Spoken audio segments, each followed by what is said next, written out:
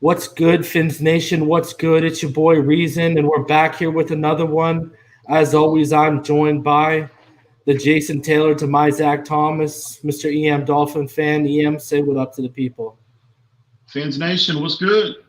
What is good, Fins Nation? Let's get into it, baby. Guys, we have an absolute special one for you tonight. We have, sorry, Jake Long, loved you, but we got the greatest tackle in Dolphins history about to join us right now. 7-time Pro Bowler, 2-time All-Pro. Hall of Famer in my book. Hall of Famer in all of our books. He is in the Dolphins honor roll, and he should be in Canton 110%. That's not even a question. First overall pick, number 9 overall. Everyone, please join us in welcoming the legendary Richmond Webb. Hey, Eric Jordan, how you guys doing tonight? Good, awesome. Appreciate you being here, Richmond. I want to bow to your greatness, sir. You are an absolute legend, and we feel so blessed that you took the time out of your day to join us, sir. We appreciate you and doing this very much. Well, I appreciate y'all. And I apologize. We had some bad weather here, and I lost power last night. Be on the show last night. I see y'all covered for me. Y'all didn't even mention it, but I do appreciate that, and I'm just glad we was able to come on and get it going. But yeah, I was looking forward to that. Unfortunately, I lost power, so we had to put it off. But I'm glad to be here tonight. Awesome. We're happy to have you. Absolutely. So, EM, hop right into it, brother. Yes, sir. Mr. Webb. Well, again, thank you for being here. And we kind of want to get in, before we get into football per se related questions that we have for you this evening, we kind of wanted you to kind of go over, where you're from originally, what high school did you attend, and then to the people that might not know, and what college you attend, and also what ignited your passion about the game of football. Yeah, sure, no problem. I was born and raised in Dallas, Texas, and went to high school at Roosevelt High School, Dallas, and from there received a scholarship to play football at Texas A&M University, and actually went to college, recruited as a defensive lineman, but eventually made the switch to offensive line. I played both ways in college, and then got drafted by the Dolphins, 9th pick in the 1990 draft, and became a Dolphin from that point. But I always had a love for sports, football and basketball. Grew up a huge Cowboy, and growing up in Dallas. But I always knew about the Dolphins. It was kind of like Tom Landry, Chuck Noll, Don Shula. They were all kind of in that group together. So all highly respected men at the time. And so I knew about the Dolphins, didn't know a lot of it. Grew up a Cowboy fan, but got there, learned the history. And, I appreciate y'all saying that I was one of the best tackles. But, one of the things that's unique about the Dolphins' history of franchise, they've had a ton of great offensive linemen that actually paved the way before I got there. So I embrace it, and I'm just glad I'm included in that group of upper echelon guys that kind of paved the way before I got there. So you mentioned that you made the conversion from defensive tackle to the offensive line? That's correct. I got pretty highly recruited, but I played defensive end, and got to Texas A&M. I played like my true freshman year and my second year, and then in the spring I switched over to coaching. Which in a way it was a blessing in disguise. I wasn't really playing on defense, and I said, well, hey, if I'm gonna have an opportunity to play, sure, I'll play off. Switched over, made the transition, and things just really took there. So wasn't too happy at the time, but you look back, it was the best thing for me. So when I see my coaches, I always thank them for that because it really turned out well. Can I just ask, what was the, like, technique wise, what was the hardest transition about making?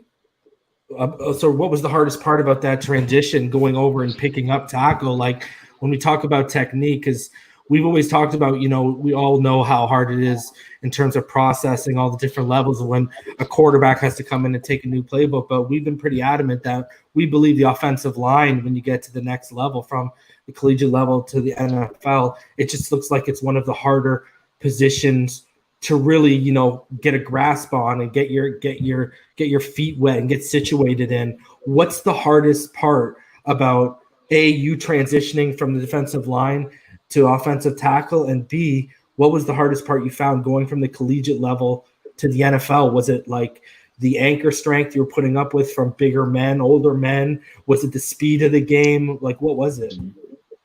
I think the first transition going from defense to offense, it took a while. I mean, you react on both sides of the ball, but on offense, the snap count, the play, where the ball is actually going. Whereas on defense, you have to basically react. You got to get off the ball quick. You got to watch the ball, make sure you don't jump offside. So those were some of the little things, but just, relearning those techniques that I've probably done in 3 years. But, you continue to do the repetitions and stuff like that. It kind of comes back. So it wasn't a real hard adjustment. And I think I made the adjustment in the spring, which I had time to get the reps versus if it would have been during the fall, during the football season, tougher. But like I said, everything kind of worked out. But as far as making the transition from college to pro, the thing that I had to work on was, at Texas A&M back then, we were pretty much a dominant, heavy run team. We ran the option, and we just lined up and just came off the ball. We would pass block a little bit, but that was what I had to make the adjustment coming to Miami because, we had Dan Marino, and I most of the pass blocking or pass stance I came out, it was 3-point stance. So I had to learn the 2-point stance and how to do my pass sets. And but I had a great coach. He's in heaven, rest in heaven. But he was such a really took time and worked with me and got it down. And I think one of the biggest keys was that I got signed early and I got a ton of reps in training camp and all throughout the preseason. So it worked out for me and Keith Sims at the time because the two guys that were starting, they were holding out for more money. So we got all the reps, which helped as far as getting us prepared for the season. And that just really took off. But the other thing was the speed of the game coming from college to pro. You can see a hole open up, but it's going to close right back up. So you gotta know what you're doing. Everybody is good at that level. So really your mental preparation is key, studying film. If there's anything you can pick up, this guy, looking at his stance, does he change anything? Vice versa, just like I'm studying a guy studying me. So not only you got to study the guy you're playing against, but you got to make sure that you're not giving away something that the guy said, okay, if I see Richmond does this, sweet hell. Yeah. There's just so many things you can give away. Really be mentally prepared, technically sound, and really just keep working on it because guys look for any little thing to get an edge and really will help you out because everybody's talented at that level. I wanted to ask you, just like, because we were just talking about you preparing for guys, who did you find was we were talking about before we went live, your legendary battles with Bruce Smith. Would you deem him the toughest? Would you deem him the toughest guy you had to prepare for in the AFC? Oh no, in the AFC and the NFC. that's Yeah. hands. I don't even have to think about that one. He played the run just as well as the pass, and they move him around. And the good thing was Reggie on the other side, but I put him and Reggie White in a different class of guys. But he was just that good, and I had to play him sometimes 2-3 times a year. So yeah, without question, he was tough I had to play against. Mm-hmm.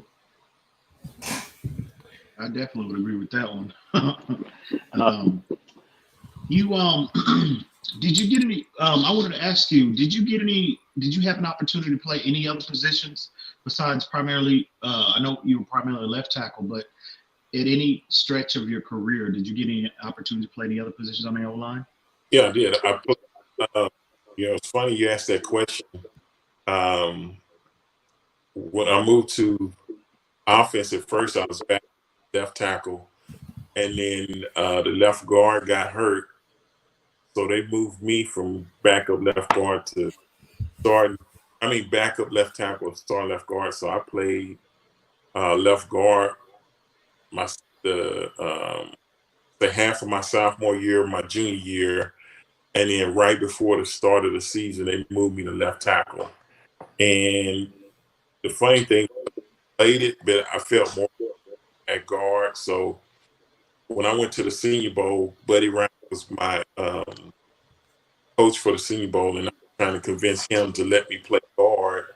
Because I told him, I said, I played tackle, but I can really play guard. And I just felt I was better at that position. But he was like, no, everybody wants to see you at tackle. You're going to play tackle. But I couldn't convince him. But yeah, I did actually play left guard. So yeah, it's funny you asked that question. Yeah, I did that well. Very good. And I know I wanted to ask you this, because you're renowned for you were there protecting Marino's blindside like no other. We talk about Tua Tagovailoa. We were talking about him before we went live. There is kind of people trying to push the narrative that it's not as important as it once was to protect the blind side, where I'm still kind of old school because, like I said, when I really started coming conscientious to football, I was watching you and Dan Marino, right? So I've kind of always been about old school in the sense of the blind side is the most important. Do you believe that's still true? Like, and in terms of that, do you think the Dolphins should really be in a position of investing heavily in finding that future stud right tackle if Robert Hunt does kick into guard? Yeah, I think they've already invested. I think they knew last year, even with Fitzpatrick and Josh Rosen kind of rotating there, that they had some issues that they needed to address, and they just kind of went through the season and tried to make it through. But I think last year Michael Dieter from Wisconsin was a good pickup, and they addressed those needs in the draft. So.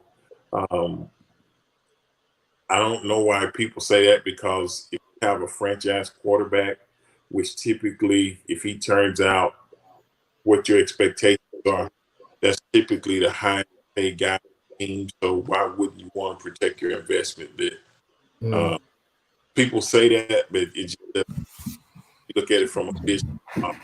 You'll say, if this is the most valuable guy, this is the guy paying the most money to, the thing you want to do is protect. That's just the way it is. Mm-hmm. Going back to our offensive line last year, we, it was tough it was tough for long stretches of the season, seeing that up close on how, our offensive line played. What do you attribute as being the biggest, what was the biggest issue you think that attributed to them not performing up to standards last year? Was it a communication issue? Was it just they were just overwhelmed physically? Was it a scheme issue in your opinion? What are your thoughts on that? I think it could have been a multiple thing. I know at certain positions, you had several different guys playing different positions at different times. So anytime you have injuries, and feel like if I get used to playing next to you, Eric, and we kind of find a cohesiveness, and then either I go down or you go down. But the guy that comes in, really, I hadn't had a lot of experience. So you had a lot of experience with him. That can kind of stunt the progress or whatever, however you want to say it. So that was part of it, and I think just some of the positions needed to be upgraded. I think they knew that, but we basically went through a full rebuild. It wasn't like, they kind of tore down. They're building it back up from the ground up. And if you were a guy that didn't want to be there, they found a way to get you out of there. So I think what Coach Flores knew was he had to change the culture. It wasn't going to be about me. It was going to be about what was best for the team. And if you couldn't buy into that, it didn't matter what position it was. We was gonna find a way to get you out of there. I mean, you were gonna be either on board or you were gonna get on up out of here. So, and I told people that last year, I said, hey, in a full rebuild, it'll be a little tough this year, but I didn't expect us to win like 5 games last year, and we possibly could have won a couple more. A call here and a call there. So they out exceeded my expectations, and then the way they drafted again this year, I'm really looking forward for us to make even more progress, and I don't think it's going to take us long for us to get back to where we were. Transitioning to 2020, to this year, with the additions, obviously Austin Jackson, we got him in the draft. We picked up Robert Hunt and Solomon Kinley. But also the additions of Eric Flowers and Ted Karras. What are your thoughts on collectively, talent-wise? Do you feel like that was it was a significant upgrade to what we had last year? Well, we all hope that it is. But collectively as a group, those additions that we brought in, what are your thoughts on those guys? Yeah, I think you're bringing in a bunch of young guys, very athletic, very physical. And what I like about it is these guys going to have a chance to compete.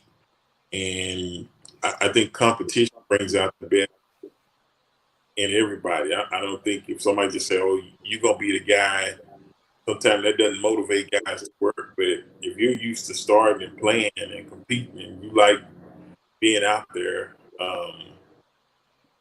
they're bringing them in and they say, okay, the best guy is going to win the job. So I thought it was a great thing, and we're probably younger, but we'll be better. That's the way I feel. I think the key thing now is getting everybody signed, getting them in camp, and avoiding long holdouts. Because if you hold out too long, not that you lose your athletic ability, but you just don't have time to learn the playbook. And if you don't have time to learn the playbook, most of the time you're not going to play. So that's why I always stress that it's key that they get those guys signed and get them in the camp early, because the quicker you can learn the playbook, that's one less thing you can just go out and play. You don't have to be thinking. You can just go out and play and just react to what's in front of you. Austin Jackson in particular, we got him at 18, and obviously when you're selecting a player that high, your expectation of that player is that you hope that they're going to be they're going to be at that position for some years. So I would think we are anticipating him being our future franchise left tackle. So his skill set specifically, what are your thoughts on him as an overall prospect? And do you think, based off his skill set, do you think he was,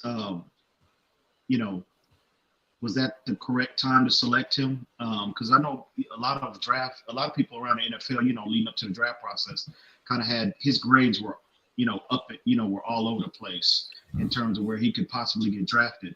So I think he's a very, very good, solid investment if you're just going off talent-wise. But what are your thoughts on him as a talent, and what you could possibly see him, you know, uh, you know, is he a worthy investment, and how good do you think this kid can actually be? Yeah, watched the draft. I really didn't watch a lot of Pac-10 um, college football, but I saw his highlights. Very athletic. He can move, he can pull, he can run. So you can do multiple things when a guy has that type of skill set. The thing is, I think he's maybe 20 years old or something. So he is young.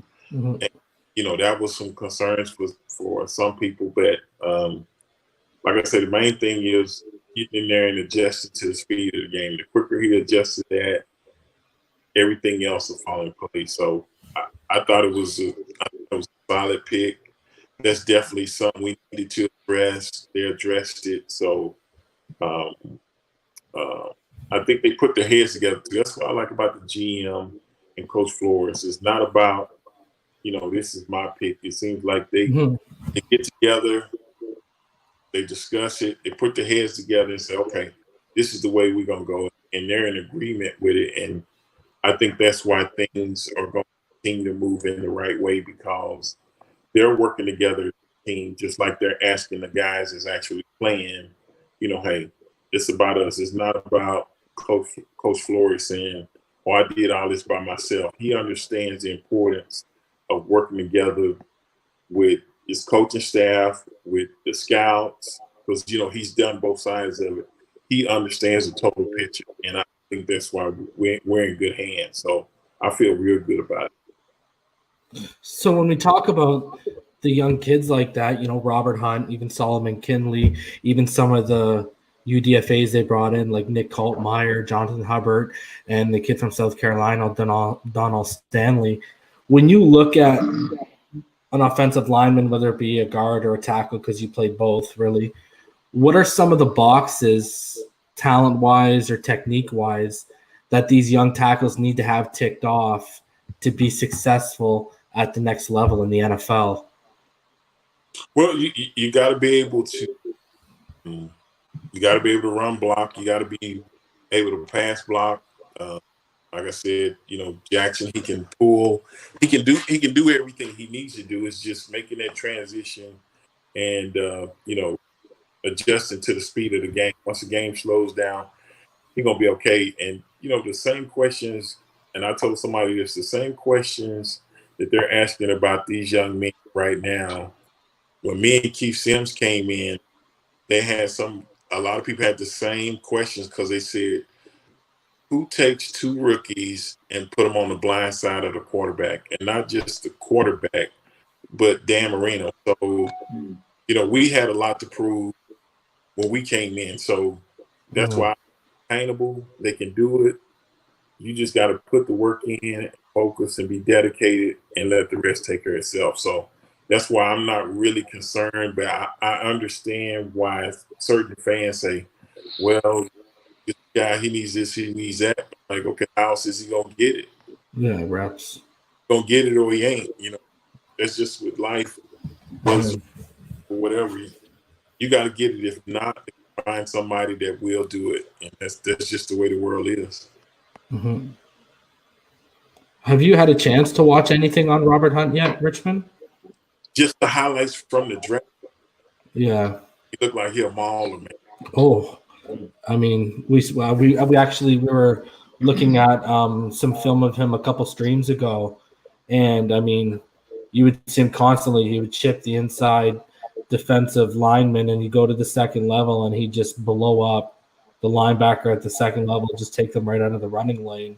Like, he's got that violent, and I didn't see it like when I watched Austin Jackson. I didn't see what I saw with Robert Hunt. Has that violent, that mean streak, that, you know what I mean? I didn't see that in Austin Jackson's game. But I wanted to ask you, he's 20 years old, right? We talked about that.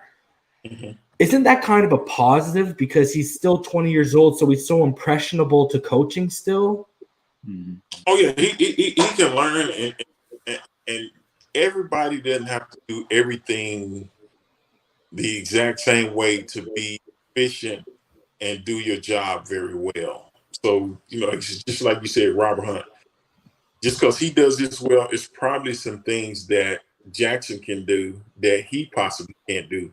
So you look at a player and say, okay, what's his strengths, what's his weaknesses, and try to put them in the best position to showcase their talent. And that's when you're a good coach. And I like both picks, and I think normally most of the time your right tackle is a little bit bigger, more of a physical specimen type guy like him.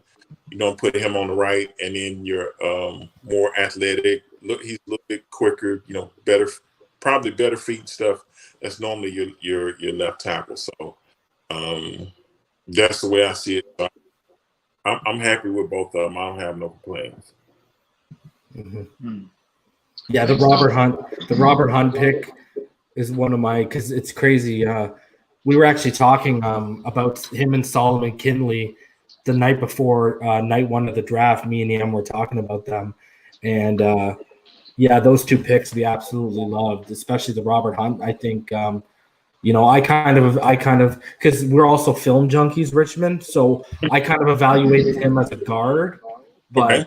I think from everything we've seen, when he played like Appalachian State and Georgia Southern, he looks like a tackle on tape. So it's going to be interesting to see. But go ahead, EM. Yeah, the good thing, as physical as he is, if he has trouble in space, and the quickness sometimes of guys, those end rushes or whatever, and he doesn't work out, you can always find him down to guard. So it's not like if he doesn't work out at one, you can't play him at another position. So Exactly. He's going to be on the field somewhere. I will tell you that. I do believe that based on what I saw in his highlights and stuff. Very physical guy. So yeah, I like the.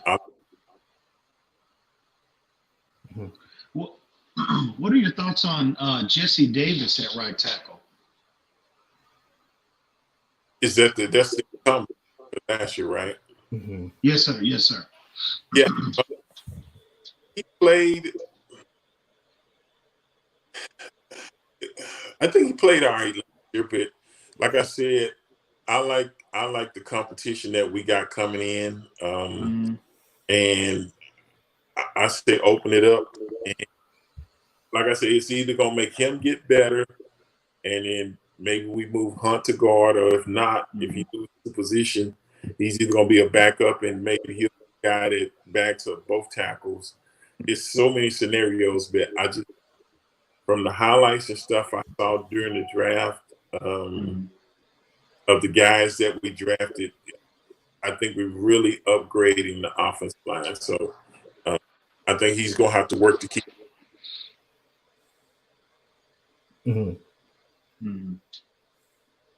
Absolutely. And EM actually we were talking about Coach Flores for a second there. EM had a good question about Coach Flores that he wanted to ask in terms of parallels. So why don't you ask him that, EM? Yeah, I'm sure I'm high on Coach Flores. I think basically what I saw last year from a coaching standpoint, how he relates to his players, I'm hopeful that he can be here we won't have to be 3-4 years from now being in the same situation, looking for our long-term solution at head coach. Do you see any parallels with him and Mr. Shula in terms of how they relate, in any way, how they, in terms of like how they relate to the players from a coaching standpoint? I know he's only been our coach for a year, but you can see a lot of those. I know he's, like I said, I know he's only been a coach for a year, but you can see, I think just on how he relates to his players, he looks like a coach he looks like he's been a head coach for a lot longer than a year. So do you see any parallels between him and Mr. Shula in any way as a head coach? Well, I met him at the Dallas game last year, right before the game. But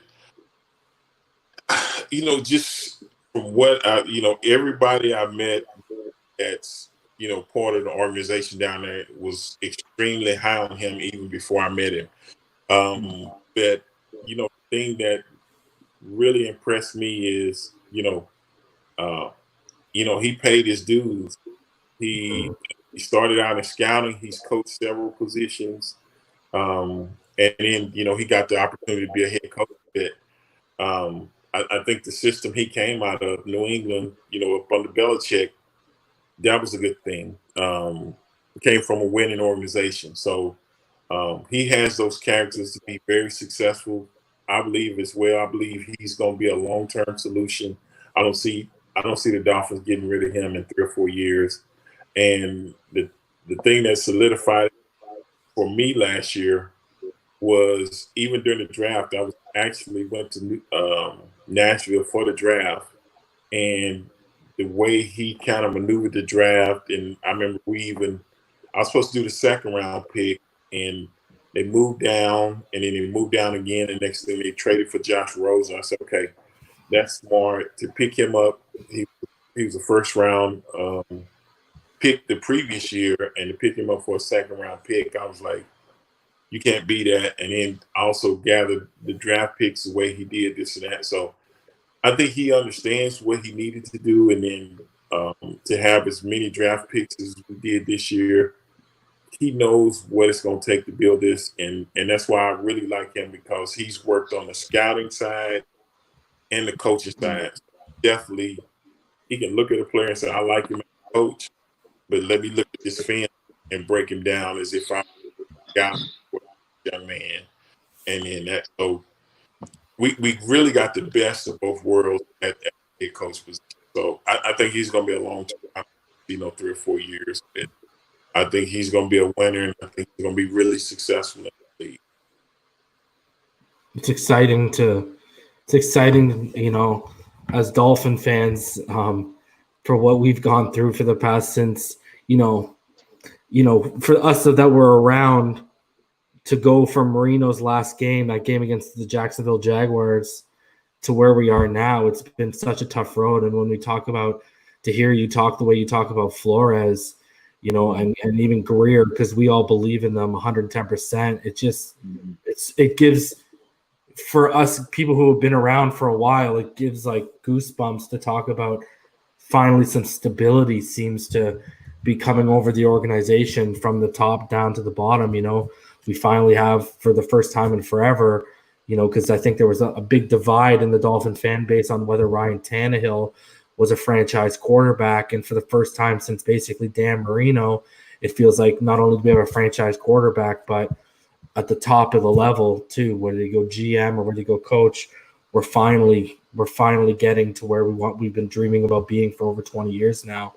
But I wanted to ask you, because just we're on the topic, we before we went live, Richmond, I was telling you, when I look at the Dolphins, you, Dwight Stevenson, OJ McDuffie, and Dan Marino, and Don Shula, to me, they're synonymous with that logo when I think about it.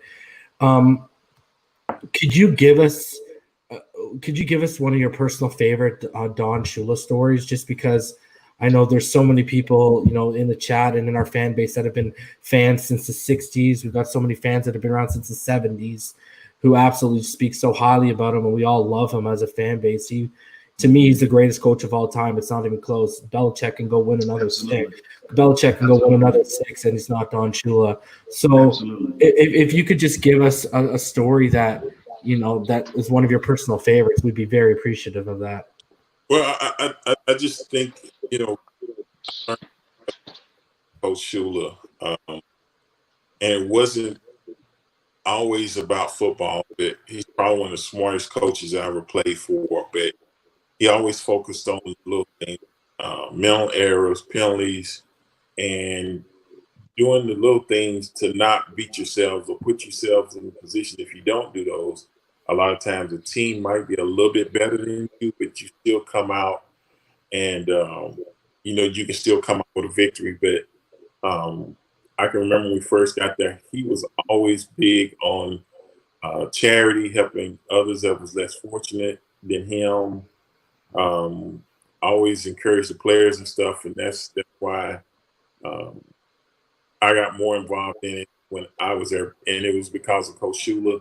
And then, he always believed in, when I got there, it was a very disciplined team. So I had Marino, like you said, Mark Clayton, Mark Duper, guys that you just had to fit in. You weren't gonna come in and rock the boat. It was like, this is the way we do things. So you just kind of fell in line. And I tell people, even after his last year with the Dolphins, he was able to transition into a smart businessman, setting up steakhouse, this and that, and still continue his philanthropy work. So Coach Shula checked all the boxes.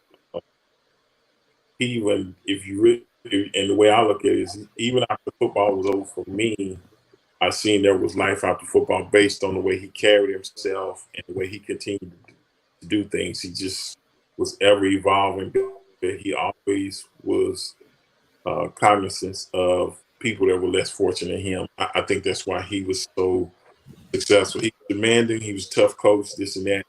But at the end of the day, you could trust him, and he really wanted what was best for his players. And I see that same similarity in Coach Flores. The reason the players trust him is what he says. He backs it up, and players, if they know they can trust you, they're so that was the thing that was special about Coach Shula for me. I wanted to ask you too, just while we're on coaches, just before EM, ask another one here. What was it like going from being under a guy like, obviously a great person and someone who pushed all of you to be great people off the field as well, someone like that with Don Shula, to a guy like Jimmy Johnson? Did the energy in the building kind of change a little bit? How did you find basically your tenure under Jimmy Johnson as a head coach? Well, I didn't have any problems with Coach Johnson. The only thing was, it was a lot of unknowns. And what I mean by that is, with Coach Shula, you knew, but then the new guys coming in, you knew about, Jimmy Johnson, what he did with the Cowboys. Of course, he was at the University of Miami, how he won national championships there. He won a couple Super Bowls with the Cowboys. So I knew he was a good coach. And I just called a couple of guys that I knew played with the Cowboys and just, hey, man, what type of guy is this? I don't handle myself. And they said, man, if you just continue doing what you're doing, you're not going to have any problems. But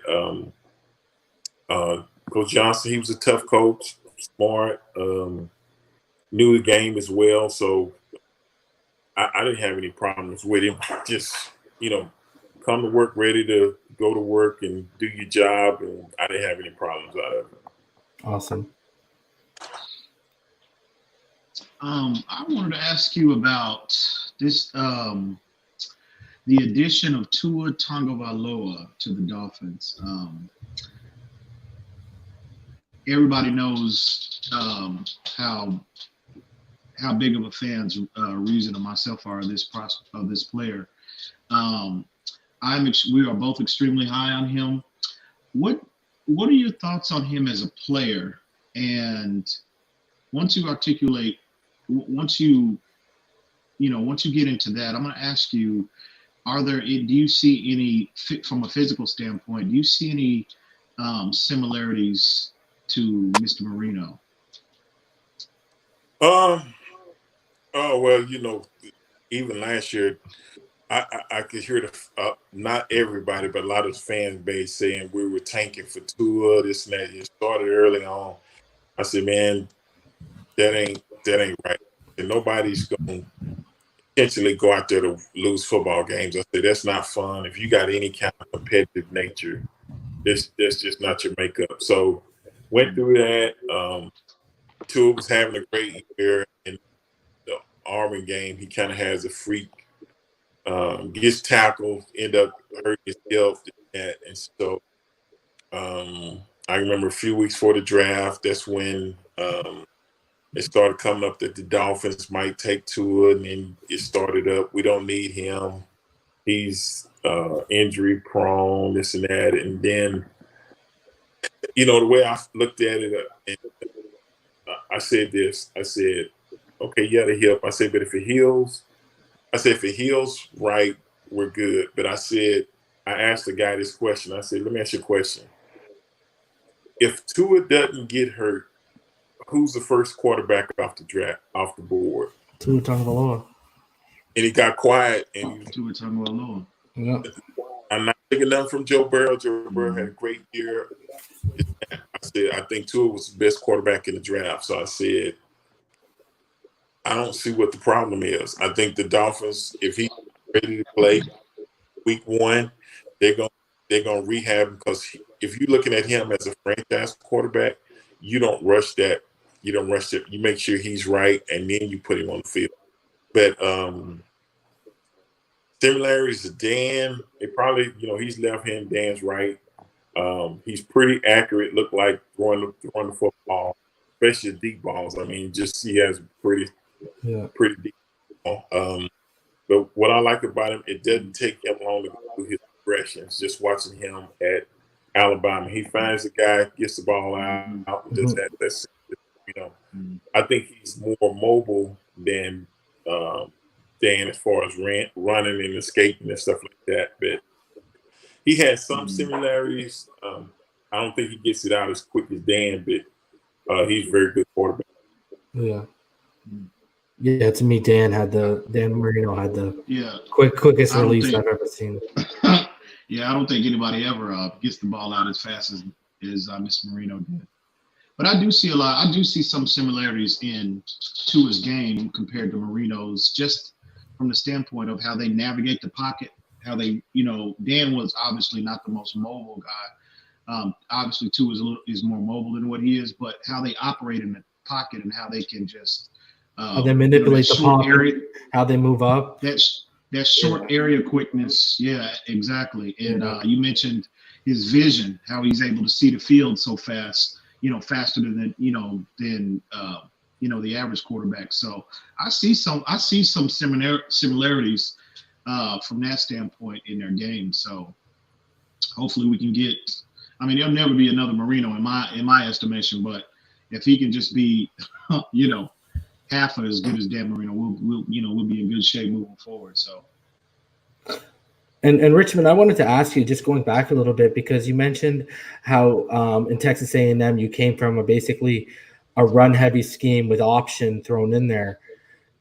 So when you look at Karras, when you look at Flowers, even when you look at the new additions like Austin Jackson, Solomon Kinley, and Robert Hunt, they didn't really come from RPO. They didn't come from RPO offenses. They never ran. Then, when we got the veterans there, they didn't really come from RPO offenses in college. Tua is arguably probably the best I've ever seen run the RPO when I've watched players at the collegiate level, even at the NFL level. And it goes back to how quick he goes through his progressions, because he's such a quick decision maker. And I tell people all the time, that's one of the prerequisites to running the RPO is the number one necessity is you got to be a good and quick decision maker. But where I'm going with this is it going to be a bit of a learning curve, or is there going to be some growing pains if this Chan Gailey spread offense really turns out to what it's being reported that it's going to be, where it's more a little bit more RPO heavy, tailored a little bit more towards Tua's skill set? Are these tackles and these guards who have never played in RPO systems, are they going to have a bit of a learning curve? I don't think so. I think they're going to be okay. You just learn the playbook and you go get the reps. But the option is with the quarterback. So if it's a run pass option, it's not for the offensive line to determine is he going to run it or pass it. If he is, we used to have plays that were called check with me. So it was basically 2 plays in one, and based on the defensive front, Dan will make a decision and call that one. So that's not that difficult. That shouldn't be anything we should really be concerned about. They should be fine with that. How was it How was your relationship with Dan during your playing time? Relation? Oh, good. Yeah, that was my him, OJ. Mark. This is always good to see those guys. We went to war together, so I have a great relationship with all those guys. I know. If I remember correctly, you were quite close with Keith Sims, weren't you? Are you guys still close? Yep. Yep. I talked to him. What was it? I think like the day we found out about Coach Shula, I gave him a call. He's around Atlanta area, and we just talked maybe last week or something on Twitter, tweeting or whatever like that. So, yeah, that's still my man right there. What were your thoughts of Laramie Tunsil? That was one that I really hated to see the Dolphins trade away, but I understood at the time the Texans needed a left tackle and to get 2 first-round picks. I was like, man, it's tough. I mean, I understood it, but I thought he was really coming into his own. I liked him coming out of college at Ole Miss. And all that. Late in the draft, that's a steal for getting where he is. But we got compensated for it. But yeah, I kind of hated to see that one, but I understand why. Mm-hmm. And we were talking about the check with me plays. I got to ask you, how many times did Dan check down to the run?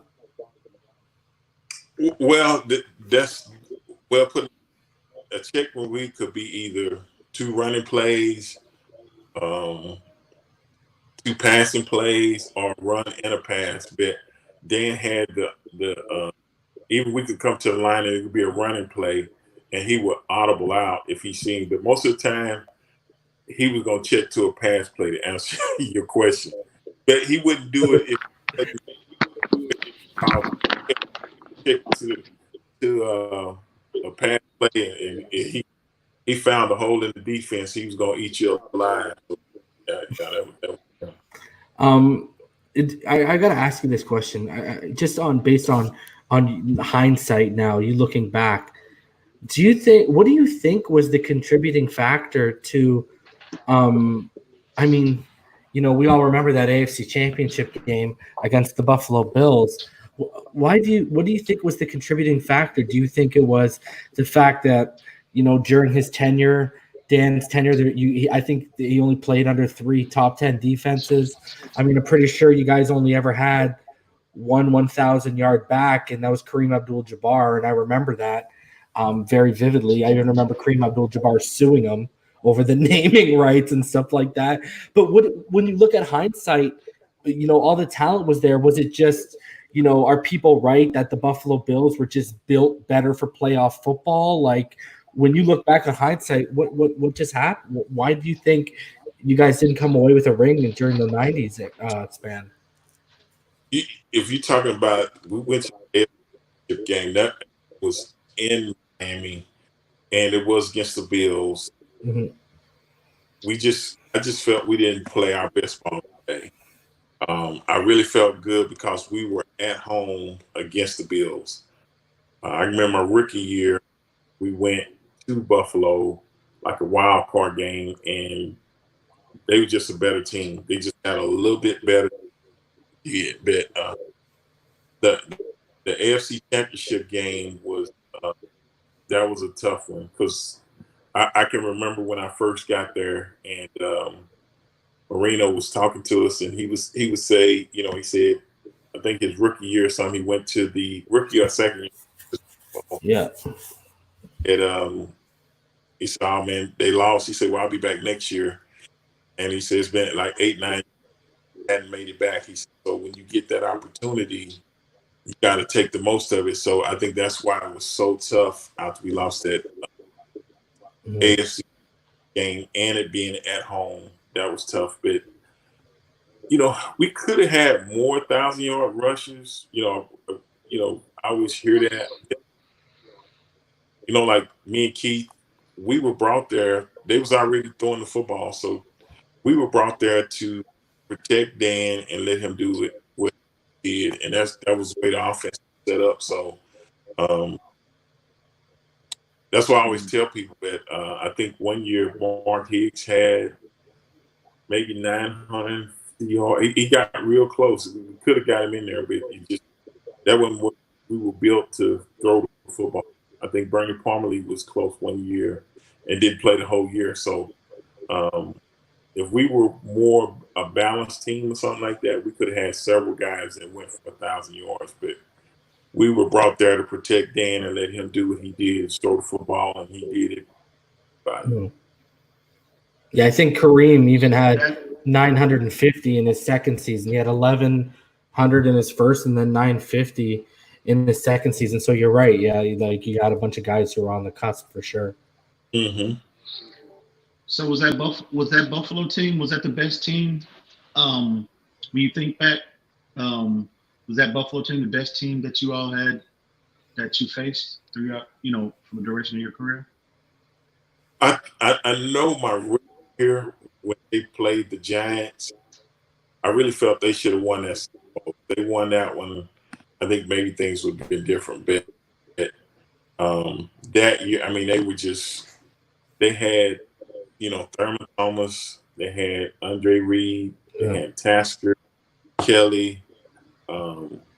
They were just loaded. I mean, we could score, but they could go back and just score just quick. And they had a decent defense, but it wasn't like they were just stopping us. It would always be we would end up settling for a field goal or something, and then they scored a touchdown, and it was always a track meet. We played them, especially up in Buffalo. So they were probably in the early 90s. They were from them. They, to go 4 years in a row consecutive. I think even though they lost, people don't sometimes realize how hard it is to do that 4 years in a row. And that's why I say they were definitely probably the best team in the AFC back then. Yeah. Yeah. So, like, when we're talking about the Giants there, what was it like for you preparing to face a guy like a Lawrence Taylor? Well, we were rookies. The thing was, I think you count it out because you've seen all these guys that you would watch on Monday Night Football and you just kind of looked up to, but you still had a job to do. So I think our preseason, my first game was against Richard Dent.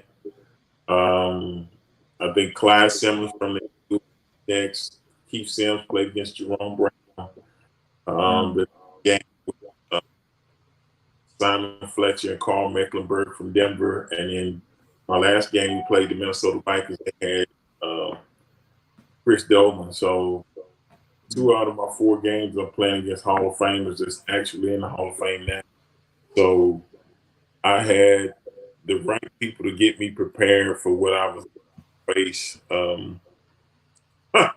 I guess coming into the league, that's the way I look at it now.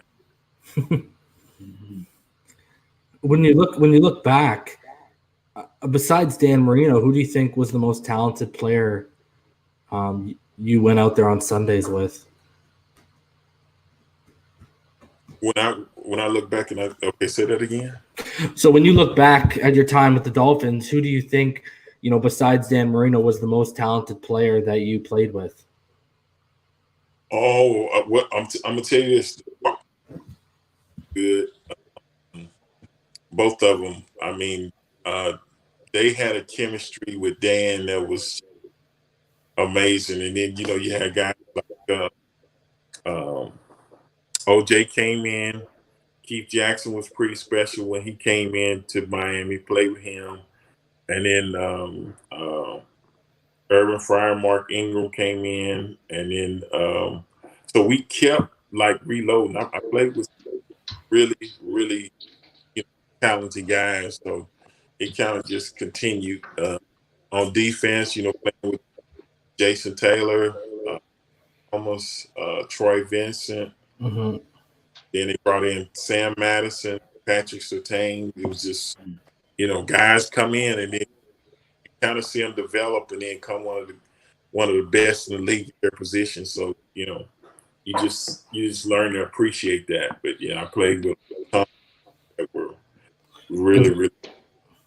And Surtain's son, Patrick Surtain II, looks like he's going to be something special when he gets to the next level too. This probably his last year. Yeah. Did you or anybody on the teams have any like weird pregame rituals that you kind of looked at and you're like, okay, I've never seen anything like that before? Not anything weird. I think guys did things different. But nothing stands out. Most guys had like headsets on or whatever, listen to their music, whatever. Some guys would go out and warm up, really work up a sweat lather before the game and then come in and get dressed. It just depended on the player. So whatever you need to get ready, you do that. And as long as you know once the whistle blows, I'm good with it. So yeah, everybody's different. Anything you want to ask, Ian? Yeah. I wanted to ask you, like, this is not specifically about the Dolphins, but when you're looking at the left tackle landscape in the NFL today, who do you think, in your opinion, are some of the better or the best left tackle you think that's playing today? Like I said, Tunsil. I like Smith from the Cowboys. He's pretty good. He's been injured a little bit. The Eagles have a really overall probably offensive lines in the NFL, just man for man across the board. Those are some of the ones that stick out that you have to come up. Awesome.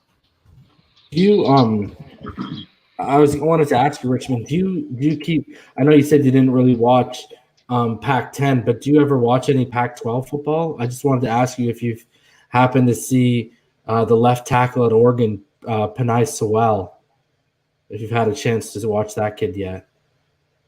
Yeah, I said Pac, it is Pac-12 now. No, I'm going to tell you, I watch mainly SEC. Okay. I watch like Oklahoma, Texas game. Yeah. I like watching like Ohio State if they're playing like Penn State or Michigan State. I like watching Clemson. Mm-hmm. But mainly most of the games I watch is SEC football. What do you think about Trevor Lawrence? I like him. I think he's probably going to be the top rated guy for the season start as the number one prospect coming out. But he's a prototype quarterback. He's like 6'6", something like that. So he's gonna probably be, as far as prospects coming out, he's gonna probably be right at the top of the board. But have you ever thought about coaching post-career? I thought about it. Only thing about coaching sometimes the turnover. I don't like moving around.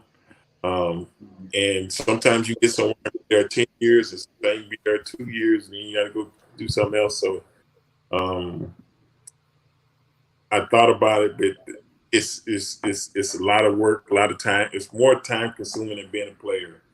So I said, no. But I did think about it, but never really pursued it real hard. Awesome. Anything else you want to ask him? No, sir. I think that's it. Man, I got one question left for you, Richmond. Okay. I got one question. What's the biggest life lesson you took away from football? Man, don't take it for granted, no matter what it is. I'm gonna tell you this: I played 13 years, but it seemed like it went really fast. So, and that was the advice I kind of got from Dan. Make the most out of the situation every chance. Leave it out there on the field because you never know if you're gonna get back to that position again. That was some of the best advice I took, and that's the way that's the thing that sticks out when you ask that question. Yeah, for sure. I mean, I want to, the fact that you took an hour of your personal time to spend with us to talk shop and talk football. Richmond, I mean, we were so blessed to watch you play for 10 years in the Aqua and Orange, and we're just even more blessed to have you be a friend of the channel and come on here and drop some gems and share some of your knowledge with us. It's so appreciated, man. I don't think you understand the high regard us and a lot of fans hold you in. You know, I mean it, man. There's no excuse why you shouldn't be in Canton, because when you talk about the 90s and when you talk about the tackle position, you cannot not talk about Richmond Webb. You know what I mean? You are in that conversation when it comes to the best tackle in the 90s. And I just want to thank you so much for taking this time. And I just want you to know, we don't take you for granted, and we appreciate you and everything you've done for the team and for coming on here and doing it and giving everything you gave in terms of an hour and your knowledge to all these people listening. Well, hey, I really appreciate it. I appreciate you guys too, and I'll continue to do this show and to craft hone it. You know, hey, if y'all when y'all make it big, give me a shout out or something. You'll be the first one we bring on. Absolutely. Absolutely. It was fun, and I love when I see young people doing something they truly love, this and that, and y'all just, like I say, just keep doing what you're doing. When you blow up, I can say, hey man, them guys actually had me on their show, so yeah, that'll be a good thing. Thank you so much again, Mr. Webb. Everything is greatly appreciated, my friend. Yes. Hey, y'all, so much. Y'all, good evening. I appreciate it. You have a good evening, sir. Okay. All right. So there you have it, EM. What a treat. Wow, man. Absolute legend. Absolute. And man, why is this gentleman not in the Hall of Fame? He and Zach Thomas, my God, what are these people? What are they doing? No respect. No respect at all. No respect. You cannot, like you said, you cannot have, when you're talking about, and I think he made the all-decade team for the 90s as well. He did. He made, and you cannot. Bro, 7 straight Pro Bowls. Exactly. Why is this gentleman not in the Hall of Fame? I don't know what they're smoking up there, but man. But yeah, it was a real treat for me. Like I told you, before that, that's the first time I've ever had an actual sit down with a present player or a past player, and it was a real treat for me, man. I hope I didn't sound too because I was nervous, from the start. So, but yeah, it was a real treat, and just feel real privileged right now to he actually came on our show, bro. So it was such an honor. I mean, we only expected nothing but respect. Me and Ian expected a half hour, 45 minutes, and we ended up getting an hour of his time. And you see that hour click away, and you're just like, you feel bad. You know what I mean? You know that this person's already dedicated that time. But thank you so much to Richmond Webb, legend on the show, legend on the field. I mean, I don't know what else to say. Absolutely. This is just the first of many, guys. We got a lot of things in the works, so just stick by, guys. We will be back tomorrow night. This was supposed to be our Wednesday show, but we moved it to tonight. So we will be back tomorrow night. We got a couple things we're going to talk about. We got a pretty good subject matter we're going to talk about too tomorrow night, so you're going to want to tune in. Other than that, anything else you want to say, Ian, before we get out of here? As always, appreciate everybody coming out, showing the love, showing the support, and y'all already know what it is. Fins up all day, every day. For sure, brother. And thank you, everyone, for the constant support. I mean, it's pushed us to do these kind of things, and it's only going to push us to do more.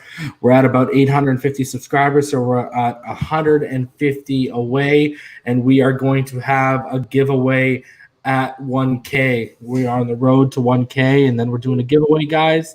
So, yeah, other than that, man, what a night. I mean, to talk football with an absolute legend like that, I mean, it doesn't get better. Absolutely. Thursday nights don't really get better than that. You know what I mean? So, Absolutely.